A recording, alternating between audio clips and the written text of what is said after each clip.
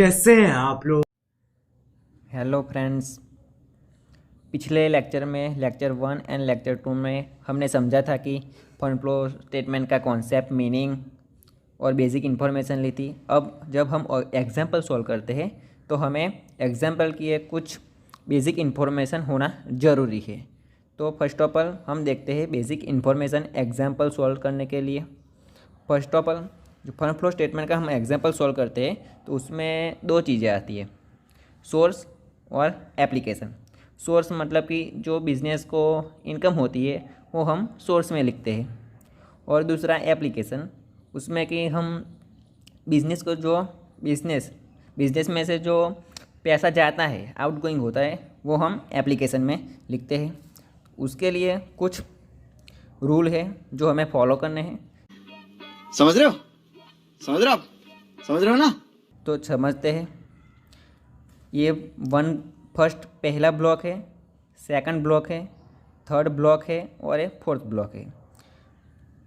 First block में share capital, reserve and surplus, long term liabilities. Second block में है fix asset, long term investment.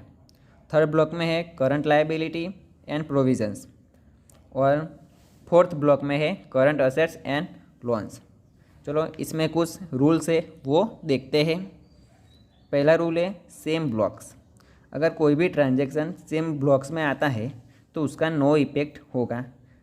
कैसे no effect होगा, तो चलो एग्जांपल के जरिए देखते हैं। सेल ऑफ गुड्स ₹1000, मतलब कि हमने गुड्स सेल किया तो स्टॉक हमारा डिक्रीज़ होगा, और कैश आएगी तो इंक्रीज़ होगी। मतलब कि कैसे, देखो स्टॉक है वो भी करंट असेट्स है, हमने गुड्स सेल किया ना वो, तो स्टॉक वो भी करंट असेट्स है, और कैश बिजनेस में आएगी वो भी करंट असेट में ही आती है। मतलब कि ये सेम ब्लॉक हुआ, अंदर ही अंदर। समझ रहे हो क्या? सेम ब्लॉक में होगा तो फंड फ्लो में नो इफेक्ट आएगी। चलो दूसरा रूल देखते हैं। If upper and lower both transaction, उसका नो इफेक्ट। मतलब क्या, ये दो अपर ब्लॉक और ये लोअर ब्लॉक में ट्रांजैक्शन होता है तो इसकी नो इफेक्ट आएगी। कैसे आएगी, तो एग्जांपल में हम समझते हैं। देखो, sale of goods on credit ₹2000, हमने गुड्स क्रेडिट में सेल किया है, तो क्रेडिटर्स हमारे इंक्रीज़ होंगे कि नहीं होंगे, और स्टॉक हमारा डिक्रीज़ होगा। और क्रेडिटर्स कहाँ आते हैं, तो करंट लायबिलिटी में आते हैं। स्टॉक किधर आता है, तो करंट असेट में आता है। मतलब कि दो लोअर ब्लॉक हुआ, मतलब कि जो दो लोअर ब्लॉक होता है तो उसका इफेक्ट नहीं आएगा। लोअर टू ब्लॉक है, नो इफेक्ट। जैसे ये हमने टू लोअर ब्लॉक समझा कि इसमें नो ही इफेक्ट नहीं आता, वे इसी तरह जो अपर ब्लॉक है, मतलब कि जो फर्स्ट वाला एंड सेकंड वाला जो अपर ब्लॉक है, उसमें भी ट्रांजैक्शन होता है तो इसमें भी फंड फ्लो में कोई भी इफेक्ट आएगा नहीं। चलो अब तीसरा समझते हैं। If one upper and one lower, तो इफेक्ट आएगा। कैसे, चलो देखते हैं।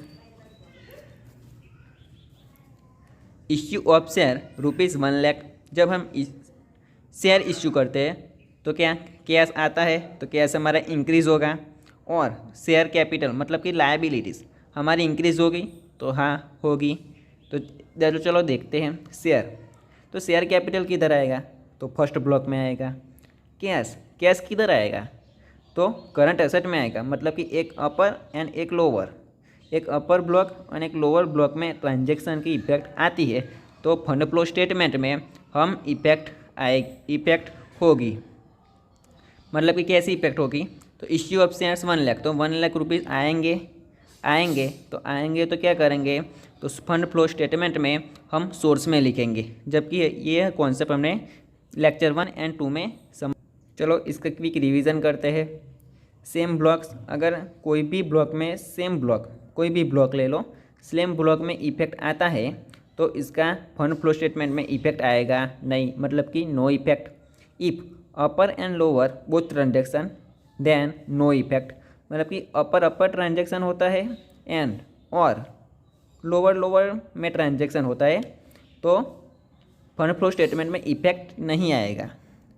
तीसरा रूल देखते हैं। If one upper and one lower, मतलब कि one upper block and one lower block में इफेक्ट ट्रांजैक्शन की इफेक्ट आती है, तो फंड फ्लो स्टेटमेंट में इसका इफेक्ट आएगा।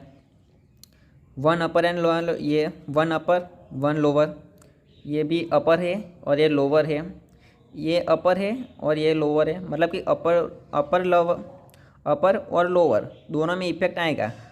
और सेम ब्लॉक अपर में इफेक्ट नहीं आएगा।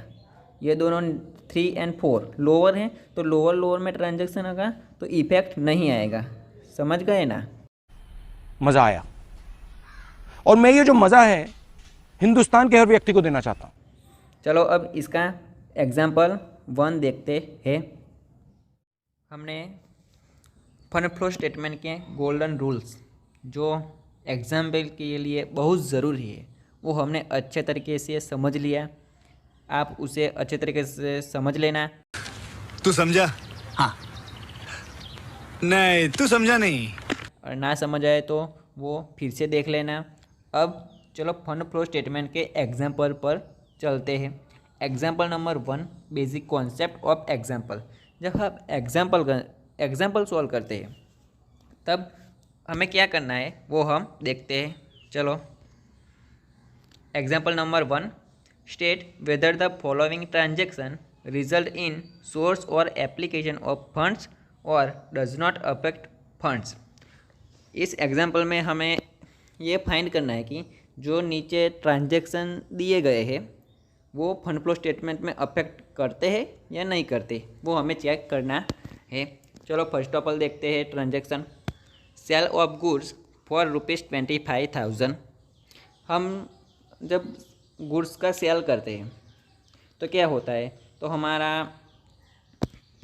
तो चलो मैं देखा देता हूँ तुमको। हाँ ये देखो, जब हम गुड्स का सेल करते हैं तो क्या होता है कि जो सेल करते हैं तो स्टॉक हमारा डिक्रीज़ होता है, तो एक इफ़ेक्ट होगा स्टॉक में, मतलब कि 4th वाला ब्लॉक है उसमें करंट असेट में। और कैश, तो कैश आएगी तो करंट असेट में ही वो कैश आ जाती है, मतलब कि सेम ब्लॉक होता है तो इसकी इफ़ेक्ट नहीं आएगी। मतलब कि फंड फ्लो स्टेटमेंट में इसका इफ़ेक्ट नहीं आएगा। दूसरा देखते हैं, नॉन ट्रेडिंग इनकम ₹5,000।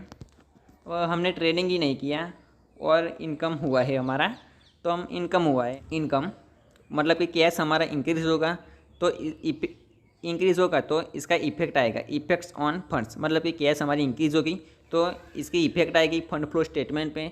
वो हम लिखेंगे सोर्स में, क्योंकि हमारे इनकम हुए है तो सोर्स में लिखेंगे। अगर बिजनेस में से पैसा जाता है तो हम एप्लीकेशन में लिखेंगे। थर्ड देखते हैं, provides for bad debt reserve for ₹20,000। चलो इसे भी हम चार्ट में देखते हैं। हम और बैड डेट किधर आएगा, तो करंट असेट में डेटर्स में से बैड डेट रिजर्व माइनस होगा। और दूसरी एंट्री किधर आएगी, तो रिजर्व एंड सरप्लस में आएगी, मतलब कि फर्स्ट ब्लॉक में आएगी और एक एंट्री 4th ब्लॉक में आएगी करंट असेट्स में, मतलब कि तो इसकी इफेक्ट आएगी। जो जैसे कि जो थर्ड रूल है इसके, मतलब कि एक अपर ब्लॉक है और एक लोअर ब्लॉक है, मतलब इसकी इफेक्ट आएगी फंड फ्लो स्टेटमेंट में। Provide for bad debts reserve वो आएगा ₹20,000 इसमें आएगा। तो मैंने आपको पहले लेक्चर में समझाया था कि करंट असेट इंक्रीज़ होगी तो हमारी वर्किंग कैपिटल इंक्रीज़ होगी, और करंट असेट डिक्रीज़ होगी तो वर्किंग कैपिटल डिक्रीज़ होगी। और इसमें क्या होगा, तो 20,000 कम मिलेंगे तो हमारा करंट असेट से वो डिक्रीज़ होगा। सो हमारा वन टाइप ऑफ कैश जाता है, ऐसा हमें एज्यूम करना है। तो हम इसका कैश जाता है ऐसा एज्यूम करेंगे तो एप्लीकेशन में इसकी इफेक्ट आएगी फंड फ्लो स्टेटमेंट में। नेक्स्ट देखते हैं, गुड्स रिटर्न टू सप्लायर्स 10,000। हम सप्लायर को गुड्स रिटर्न करते हैं तो क्या होता है, तो एक एंट्री आती है कि हमारा स्टॉक कम होता है, और दूसरी एंट्री ऐसी आती है कि हमारा क्रेडिटर्स डिक्रीज़ होता है, क्योंकि हम रिटर्न कर रहे हैं। तो दोनों लोअर ब्लॉक हुए तो इसकी इफेक्ट नहीं आएगी। नेक्स्ट देखते हैं, परचेस फर्नीचर ऑफ ₹10,000। हमने 10,000 रुपीज़ का फर्नीचर परचेस किया, तो इसकी एंट्री मतलब कि इफ़ेक्ट क्या होगी देखो, तो एक फर्नीचर में आएगी और कैश जाएगी। हमने परचेस किया है तो एक अपर ब्लॉक हुआ और एक लोअर ब्लॉक हुआ, तो इसकी इफ़ेक्ट आएगी। तो क्या आएगी, तो परचेस किया तो बिजनेस में से पैसे जाएंगे तो हम लिखेंगे एप्लीकेशन में, तो ब्रैकेट में लिखा हुआ है इफ़ेक्ट ऑन फंड्स और एप्लीकेशन में इसकी इफ़ेक्ट आएगी। इश्यू नेक्स्ट देखते हैं, इश्यू राइट शेयर ऑफ ₹10,000, मतलब कि हमने शेयर इश्यू किए तो हमारी शेयर कैपिटल इंक्रीज़ होगी तो और शेयर कैपिटल इश्यू किए तो कैश भी आएगा, तो कैश में इफेक्ट होगा, मतलब कि एक शेयर कैपिटल में होगा और एक कैश में होगा। तो एक अपर ब्लॉक हुआ और एक लोअर ब्लॉक हुआ, तो इसकी इफेक्ट आएगी किस में, फंड फ्लो स्टेटमेंट में। क्या होगा, शेयर किया है तो पैसे आएंगे तो किधर लिखेंगे, सोर्स में लिखेंगे। नेक्स्ट देखते हैं, issue bonus share of ₹1 lakh, मतलब कि हमने बोनस शेयर इश्यू किए। अब चलो इसको मैं चार्ट में समझाता हूँ कैसे आता है। इश्यू ऑफ बोनस शेयर, जब हम बोनस शेयर इश्यू करते हैं तो ना ही बिजनेस में से पैसे जाते हैं और ना ही पैसे आते हैं। तो इसका क्या होता है तो मैं समझाता हूँ। जो फर्स्ट ब्लॉक है शेयर कैपिटल और reserve and surplus and long term liabilities. तो हम बोनस शेयर इश्यू करते हैं तो हमारा कैश नहीं जाता और कैश आता भी नहीं है। हम क्या करते हैं, तो रिजर्व एंड सरप्लस में जो अमाउंट हमारी है उसमें से हम निकाल कर शेयर कैपिटल उसको एज ए बोनस शेयर देंगे, मतलब कि उसे पैसे नहीं देना है, एक वन टाइप ऑफ उसे शेयर देना है। तो हमारा जनरल रिजर्व में से कैपिटल रिजर्व अकाउंट में से हम ट्रांसफ़र करेंगे और शेयर कैपिटल को बोनस देंगे, मतलब कि वन ब्लॉक में ही इफेक्ट है इसकी। तो इसकी है ना फंड फ्लो स्टेटमेंट में इफेक्ट आएगी नहीं। तो देख लो इसमें नो इफेक्ट लिखा है ब्रैकेट में। नेक्स्ट देखते हैं, return redeemable preference share RPS of ₹2 lakh.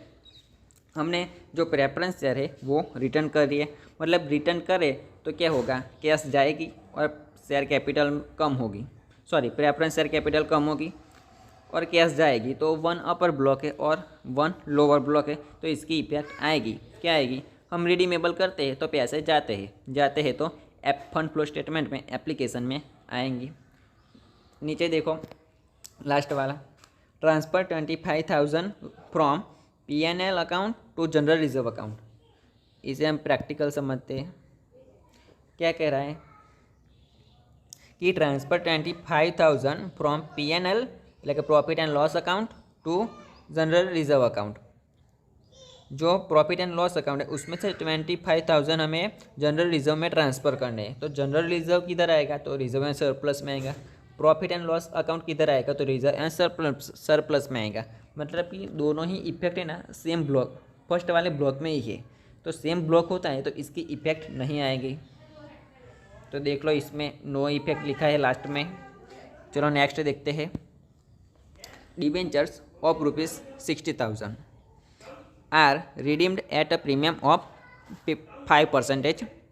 Debenture हम रिडीम करते हैं तो हमारा डिबेंचर मतलब कि लायबिलिटीज़ कम होगी लॉन्ग टर्म, एंड हमारा कैश जाएगा क्योंकि हम रिडीम कर रहे हैं।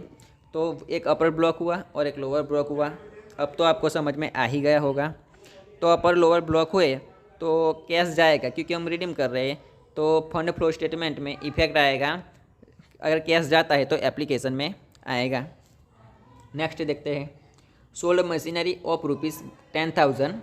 जब हम मशीनरी सेल्ड किया है तो क्या होगा, बिजनेस में पैसे आएंगे तो किधर आएगा, तो फंड फ्लो स्टेटमेंट में सोर्स में आएगा।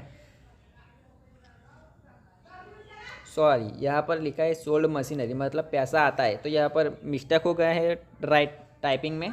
यहाँ पर आएगा सोर्स में आएगा। Purchase machinery of ₹20,000। जब हम मशीनरी परचेस करते हैं तो कैश जाएगा तो एप्लीकेशन में आएगा। तो इसमें एप्लीकेशन है और इफेक्ट आएगा फंड फ्लो स्टेटमेंट में, एप्लीकेशन में लिखेंगे। लास्ट वाला देखते हैं, sold goods of ₹5,000 on credit. तो हम जब गुड्स सोल्ड करते हैं क्रेडिट पर तो क्या होगा, तो हमारा स्टॉक कम होगा और हमारा क्रेडिटर इंक्रीज़ होगा। मतलब कि ये दोनों लोअर ब्लॉक है, लोअर ब्लॉक है, मतलब कि इसकी इफेक्ट आएगी नहीं। ये है ना सेकंड वाला, इसमें सोल्ड मशीनरी, इसमें टाइपिंग मिस्टेक हुआ है, यहाँ पर एप्लीकेशन नहीं सोर्स आएगा, क्योंकि हम मशीनरी सेल करेंगे तो क्या होगा, पैसे आएंगे तो सोर्स में होगा। सो आप इसे देख लेना। अब अगर तुम लोग नए हो तो सब्सक्राइब करो, वो जो लाल वाला बटन है उसके साथ स्कैम करो या फिर महफिल जमाओ, मुझे नहीं पता, बस क्लिक हो जाना चाहिए। अब मैं भी जा रहा हूं, मुझे पार्क में स्टंट्स मारने जाना है। बाय। एक तो लाइक और शेयर ठोक दीजिए, महाकाल का दबा के लाइक और शेयर ठोक दीजिए, 5000 लौटे दिख जाना चाहिए।